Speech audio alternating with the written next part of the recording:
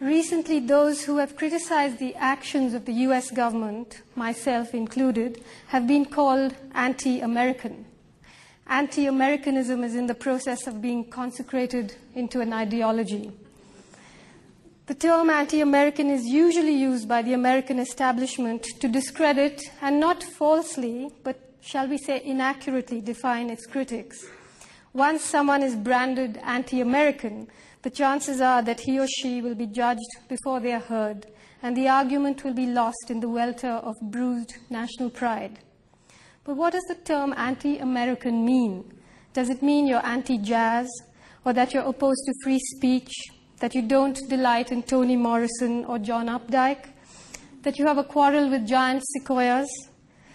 Does it mean that you don't admire the hundreds of thousands of American citizens who marched against nuclear weapons, or the thousands of war resistors who forced their government to withdraw from Vietnam?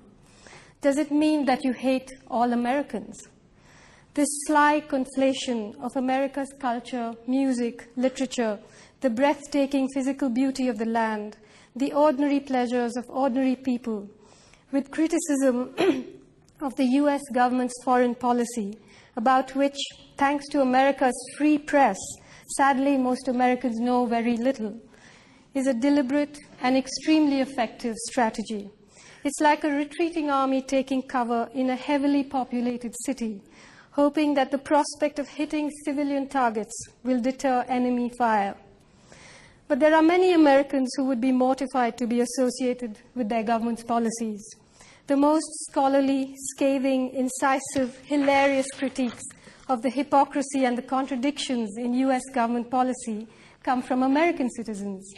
When the rest of the world wants to know what the US government is up to, we turn to Noam Chomsky, Edward Said, Howard Zinn, Ed Herman, Amy Goodman, Michael Albert, Chalmers Johnson, William Bloom, and Anthony Arnov to tell us what's really going on. Similarly,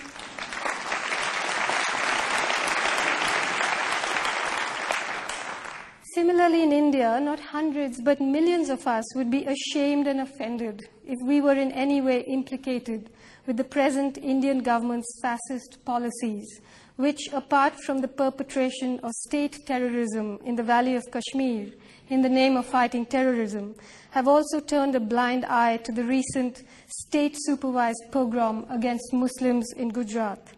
It would be absurd to think that those who criticize the Indian government are anti-Indian, although the government itself never hesitates to take that line.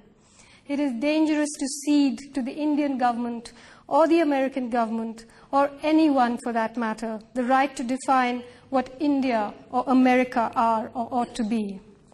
To call someone anti-American, indeed to be anti-American, or for that matter, anti-Indian or anti-Timbuktuan, is not just racist, it's a failure of the imagination. An inability to see the world in terms other than those the establishment has set out for you. If you're not a Bushi, you're a Taliban. If you don't love us, you hate us. If you're not good, you're evil. If you're not with us, you're with the terrorists.